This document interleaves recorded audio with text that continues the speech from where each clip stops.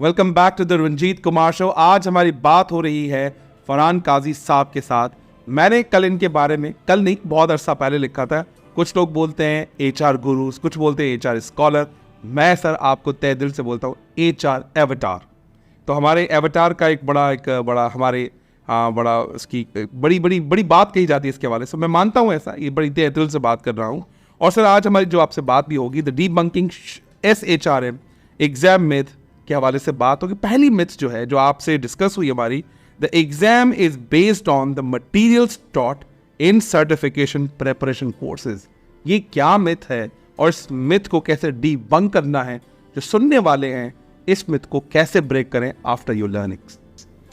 सो जो एग्ज़ाम है उसमें ऑब्वियसली आपने जो मटेरियल है वो पढ़ना तो है ही, ठीक है, लेकिन उसके अंदर आपके कॉन्सेप्चुअल अंडरस्टैंडिंग होना बहुत ज़रूरी है। सो हम जब कॉन्सेप्चुअल अंडरस्टैंडिंग की बात करते हैं तो कॉन्सेप्चुअल अंडरस्टैंडिंग के अंदर आपका अगर एक्सपीरियंस है, आपको ये मालूम होना चाहिए कि वो चीज़ कब इम्प्लीमेंट हो सकती है। And the most important thing, ये ग्लोबल कंटेक्स्ट में आना चाहिए, क्योंकि SHRM एग्ज़ाम जो है ये ग्लोबली 40 कंट्रीज़ के अंदर इसके सर्टिफाइड प्रोफेशनल्स हैं। तो इस मिथ को में ज़्यादातर लोग समझते हैं कि हमने रटा मार लिया, सारा कंटेंट पढ़ लिया, we just go through, we memorize it. No, it's not about memorization. It's about understanding conceptually, implementation के point of view से, और global context में। global context हम ये कहते हैं कि for example आप दुबई में या UK में या USA में हैं और वहाँ पर आपकी कंपनी में let's say 25 नेशनलिटीज़ है। तो उनके साथ जब आप HR को प्रैक्टिस कर रहे होगे तो क्या सिनेरियोज बिल्ड होंगे। सो SHRM एग्ज़ाम जो है वो सिनेरियोज बेस्ड सवाल भी पूछता है। So this is the first myth. So इसका मतलब यानी कि जो लोग कहते हैं मुझे 40 घंटे पढ़ना है, 200 घंटे मुझे देना ही देना पड़ेगा, या फिर मुझे जो बुक्स हैं वो सारी पढ़ के और कहते हैं थ्योरेटिकल मटेरियल को थोड़ा सा रट्टा मारना पड़ेगा बिकॉज वो जार्गन्स पूछते हैं। इज इट ट्रू और do you want to define in a different way? No, it's not about the jargons. Again, as I said कि पढ़ना तो है आपको, लेकिन आपको स्ट्रक्चर्डली पढ़ना है। स्ट्रक्चर्डली पढ़ने का मतलब ये है कि आपको मैं एनालॉजी यूज़ करता हूँ, आपको स्नॉर्कलिंग करनी है। स्नॉर्कलिंग। सो स्नॉर्कलिंग में आप डीप डाइव नहीं करते, मगर स्टिल आप व्यू एंजॉय भी कर रहे होते हैं। एंजॉय भी कर रहे हैं, ठीक है। I use analogies a lot, you know. So इसका कंटेंट में आपको स्नॉर्कलिंग करनी है। आपको थोड़ा सा पता होना चाहिए मल्टीपल टॉपिक्स बहुत सारे हैं। की कॉन्सेप्ट्स आप ये समझ लें कि सिर्फ एक मॉड्यूल में कोई 150 की कॉन्सेप्ट्स होंगे। अब आप 150 कॉन्सेप्ट्स को याद नहीं रख सकते, आपको इसको होलिस्टिकली समझना पड़ेगा, कनेक्टेड वे में समझना पड़ेगा, और एज आई सेड आपको ये देखना पड़ेगा कि कौन सा पॉइंटर कहाँ पर एप्लीकेबल है, ये डिफिशिएट कैसे होता है और ग्लोबली ये कैसे इम्प्लीमेंट होगा।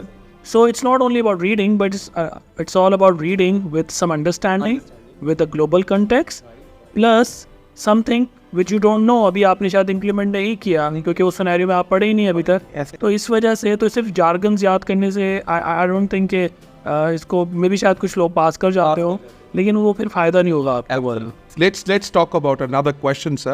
Another myth, basically. You don't have to prepare for the exam because you already have a HR experience. False? Yeah, it is false. बहुत सारे लोगों का 10 साल, 15 साल, 5 साल का एक्सपीरियंस है, लेकिन आपका एक्सपीरियंस पाकिस्तान में है। और पाकिस्तान के अंदर आपने लोकल ऑर्गेनाइजेशन के साथ काम किया है, मगर this certification is a global certification. आप दुबई में, आपने सिर्फ दुबई में काम किया है, आप दुनिया के किसी भी कोने में, लेकिन आपने ग्लोबली काम नहीं किया। आपका एक्सपीरियंस काउंट होता है, मैं ये नहीं कह रहा कि काउंट नहीं होगा, लेकिन एक्सपीरियंस में जो आपने स्टैंडर्ड प्रैक्टिस की होंगी या ग्लोबल प्रैक्टिस की होंगी से उसका आपको फ़ायदा होगा। जो आपकी लोकल प्रैक्टिस है उसका आपको फ़ायदा नहीं होगा। तो बहुत सारे लोग ये समझते हैं कि हमारा बहुत अच्छा एक्सपीरियंस है तो हम कर जाएंगे, ऐसा नहीं है। You have to still strive and you have to work hard for. जैसे फरहान काजी साहब का जो स्टाइल है, जो मैं उसको बड़ा विटनेस करता हूँ, आप पढ़ाते हैं, पढ़ाने का ताल्लुक होता है कि आप एग्जीक्यूट करो, इम्पैक्ट लेकर आओ। क्या SHRM पढ़ाने के बाद सिर्फ एग्जाम पास कराते हैं या जिस ऑर्गेनाइजेशन में करंटली हम काम कर रहे हैं उसमें इम्पैक्ट डालना भी सिखाते हैं? देखिए, जो अल्टीमेटली ऑब्जेक्टिव होता है, जो लोग हमारे साथ स्टडी कोचिंग करते हैं उसमें उनका जो ऑब्जेक्टिव है एग्ज़ाम क्लियर करना है, तो वो हमारा भी ऑब्जेक्टिव बन जाता है। लेकिन इंटरेस्टिंगली जब आप इसकी स्टडी करते हैं, रीडिंग करते हैं, पढ़ते हैं, तो आप एक नॉलेज हासिल कर रहे हैं, और उस नॉलेज में जब आप कॉन्सेप्चुअली हासिल करते हैं, तो मेरे साथ बहुत सारे पास्ट के अंदर जो कोची रहे हैं वो जब पढ़ रहे थे तो उसी टाइम पे कहते हैं ये तो मैं यहाँ पे इम्प्लीमेंट कर सकता हूँ, ये मैं यहाँ इम्प्लीमेंट कर सकता हूँ। और कुछ लोगों ने अपने वेरियस मीटिंग्स के अंदर उन्हीं कॉन्सेप्ट्स को पढ़ के वहाँ पे आइडियाज़ दे दिए। एब्सोल्युटली यस, सो इसका मतलब ये है कि ना चाहते हुए भी अनकॉन्शियसली आप शेयर कर रहे हैं। तो अगर आप कॉन्शियसली उस पर प्लान बना लें तो हम आपको उस पर सपोर्ट करते हैं, मगर वो अलग से प्रोजेक्ट होगा। इट मीन्स यानी कि जितनी भी बातें आपसे डिस्कस हुई हैं, why Farhan Qazi in SHRM exam और प्रैक्टिस, क्यों फरहान काजी को हम चूज करें SHRM एक्सपीरियंस के लिए? अच्छा, मैंने SHRM को 2015 के अंदर इसको पास किया था और अब मुझे तकरीबन 10 साल हो गए, और तकरीबन 10 साल के बाद मैंने इसकी स्टडी कोचिंग या अपना टाइम देना शुरू किया क्योंकि मैं प्रैक्टिशनर था। So why Farhan Kazi for SHRM exam coaching and guidance? The reason is very simple. I have 10 years of SHRM exam कि मेरे पास में सर्टिफिकेशन है, पिछले 10 साल से मेंटेन्ड है, मैं रीसर्टिफाइड हो रहा हूँ और अभी मैं 2027 तक के लिए रीसर्टिफाइड हूँ। सेकेंडली, मैं SHRM का एम्बेसडर भी रहा हूँ। थर्डली, मैंने बहुत सारे कॉन्सेप्ट्स इम्प्लीमेंट किए हैं और पिछले 5 साल में जब से मैं कंसल्टेंसी शुरू की है तब तो मैंने बहुत सारे और कॉन्सेप्ट्स SHRM के इम्प्लीमेंट किए। So I have not only the knowledge of the concepts, but I have the knowledge of implementation as well. And variety of organization. Variety of organization. You can name it like banking, logistics, supply chain, pharmaceutical, manufacturing, FMCG, NGO sector, and आपका education sector. And the recent startups as well. I've heard. Startups, government sector as well. Third, I'm a subject matter expert, voluntarily registered with SHRM from last 3 years. That's why Farhan का। So I believe कि I can add value, और I believe कि मेरे साथ में लोग जब study coaching करते हैं तो they can get a certain value, और वो उसके बहुत सारे आपको एविडेंसेस और टेस्टिमोनी मिल। फरहान साहब मैं समझता हूँ कि why Farhan Qazi, it's a true answer that you have given us. So let's talk about myth number 3, memorize words and definition. True, false? False. How it is false, sir? देखिए, वो ये वही वाली बात है ना कि आपको वो जैसे ना बचपन में हम होता था तो चीज़ें याद करके चले आते थे और एग्ज़ाम में हमें पता था कि वही आना है। यहाँ पर एग्ज़ाम में क्या आना है आपको नहीं मालूम। यहाँ पे मैं आपको बता दूँ, जो एग्ज़ाम होता है वहाँ पर ऑनलाइन एग्ज़ाम होता है, प्रोमेट्रिक सिस्टम होता है और वहाँ रैंडम क्वेश्चन डेटाबेस से आते हैं। सो अगर आप लोग 3 लोग बैठे हुए हैं और 3 लोग सिस्टम पे ऑनलाइन एग्ज़ाम दे रहे हैं तो तीनों के पास में रैंडम क्वेश्चन आ रहे हैं। सो अगर आप वर्ड्स और उसको मेमोराइज कर लोगे तो ज़रूरी थोड़ी उससे रिलेटेड सवाल आए, और जो सवालात आते हैं दोज और situational and scenario based questions plus knowledge testing questions, right. So knowledge testing में तो चलो फिर भी चल जाएगा, सिनेरियो बेस्ड में क्या करेंगे आपको, क्योंकि सिनेरियो में तो आपकी नॉलेज को मेमोराइजेशन। और दोनों की परसेंटेज क्या होती है sir, scenario based and knowledge testing की? आपके पास टोटल 134 क्वेश्चंस टेस्ट होते हैं 4 आवर्स के अंदर, जिसमें से मुझे एग्जैक्टली नंबर याद नहीं आ रहा, मगर 84 के करीब नॉलेज आइटम्स होते हैं और 34 सिचुएशनल और सिनेरियो आइटम्स होते हैं। मगर ये जो 34 हैं ये 84 पे ज़्यादा जिसे कहते हैं ना टफ होते हैं। And again as I said, knowledge में भी छोटे छोटे सिनेरियोज होते हैं। Right. So it's a false myth, इसको करेक्ट कर। मीन्स आप हिडन मीनिंग से पास नहीं हो सकते, कॉन्सेप्ट्स, कॉन्टेक्स्ट एंड रेफरेंसेस आपको ये एग्जाम पास करा सकते हैं। ब्रेक से पहले एक और आपसे क्वेश्चन लेते हैं, then we talk about another myth as well. If you do well on practice tests, you will pass the exams. True, false? False. As I said कि प्रैक्टिस आपको इस चीज़ की कराई जा रही है कि एग्ज़ाम में इस किस्म के सवालात आते हैं। अच्छा, ये जो सवालात हैं ये अमेज़ॉन की बहुत सारी बुक्स पब्लिश हैं अमेज़ॉन के ऊपर जो SHRM एग्ज़ाम से रिलेटेड है, वहाँ से हम वो सवालात लेते हैं। राइट। वो सिर्फ प्रैक्टिस के लिए कि आपका माइंड सेट बनाया जाए कि किस तरह का सवाल है, किस तरह का सवाल आएगा, और आपको प्रैक्टिस कराया जाए टाइम के साथ में, क्योंकि इसमें टाइम की भी जंग होती है।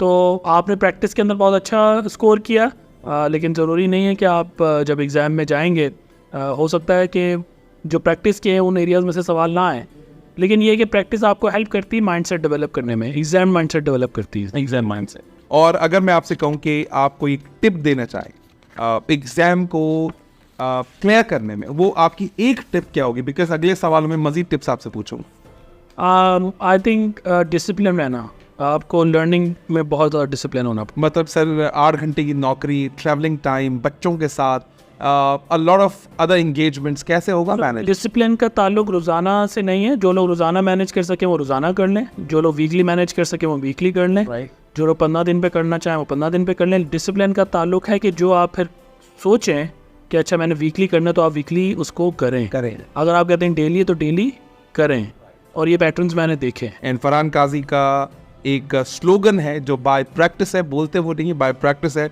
कभी भी ज़रूरत होगी हम हाजिर हैं।